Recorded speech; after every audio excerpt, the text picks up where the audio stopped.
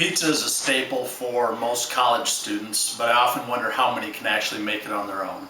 I've been making my own pizza for about 15 years, and so I thought I'd do a little demonstration on how to make homemade pizza, starting with your crust on up. So, I've got my ingredients laid out in front of me. We'll go ahead and get our oven started, 375 degrees. Get that turned on. We're going to start with 2 cups of warm water,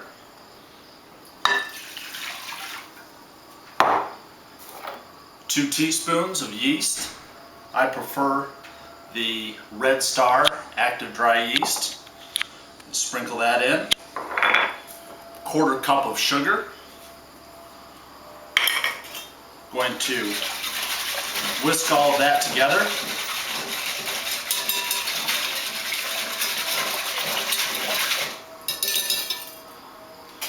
Now here I've got about 6 cups of King Arthur all-purpose flour. Go ahead and work that in. Now normally you'd work this in slowly, whisking to begin, and as it thickens we would actually start to work that with our hands. Now because we're somewhat limited on time for this demonstration, that's about 1/4 of the way done right there.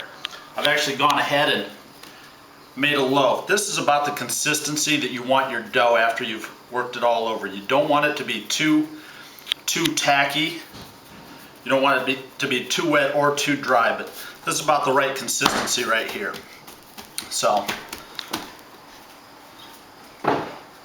now I make my pizza in about a 15-inch cast iron. You can pick something up at Blaine's fairly inexpensively. You can get yourself a cast iron like this. We're going to go ahead and add a little olive oil to our cast iron and work it around. Make sure that our crust doesn't stick. And then we'll go ahead and spread our crust out here. Now I enjoy making my own pizza sauce, but for someone that's just starting out, if you want to keep it simple and delicious, you can use Prego sauce. Fairly easy, straightforward. You take about 3 or 4 large spoonfuls. Nice and spread out. Spread it all the way to the edge. Make sure you get it right up to the edge of that crust. That's going to help to keep that crust from rising on the main portion of your pizza.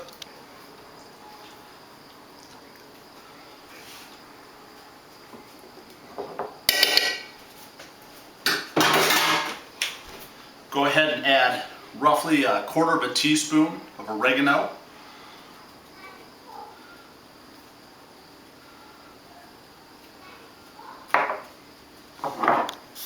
Pepperoni, just basic pepperoni. Hy-Vee brand is fine. Nothing special necessary. Now the key with making a pizza that's got a lot of ingredients is not necessarily piling on a lot of ingredients, but just making sure that you've got it evenly spread, so you've got a bite of each flavor in each bite that you're taking. We'll just make sure we do a good job of getting these ingredients spread out nice and evenly across our base here.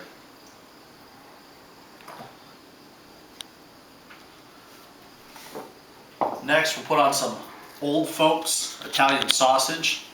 Now I use about 3/4 of one of these tubes. I've pre-cooked it, drained off all of the oil, just so that we don't have a super oily, greasy pizza. Again, making sure that we break it up into nice little pieces and spread it evenly across the pizza here. Don't need a lot, we just need a nice spread of it there. Now I like onion and green pepper on mine, so we're going to end up using about 1/2 an onion on here. Again, pre-cut just for convenience today, for the sake of our demonstration here. And about a half of a green pepper. Again, pre-cut. Nice thing is if you pre-cut this stuff, this is something you can come home and make in 15 minutes, throw it in the oven, have a nice homemade pizza, something that's so much higher quality than frozen pizza or something you can order from Papa John's. Now we've got about a pound of mozzarella cheese. This is just a Hy-Vee brand, low moisture mozzarella.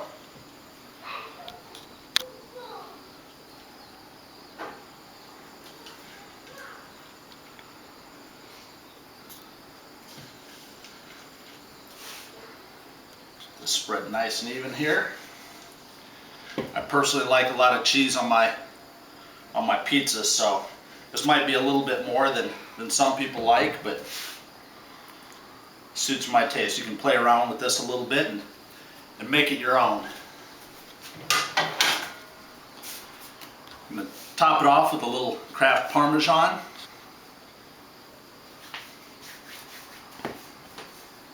And a little salt. Fresh ground black pepper. I'm going to bake this at 375 for about 35 minutes. Go ahead and throw it in.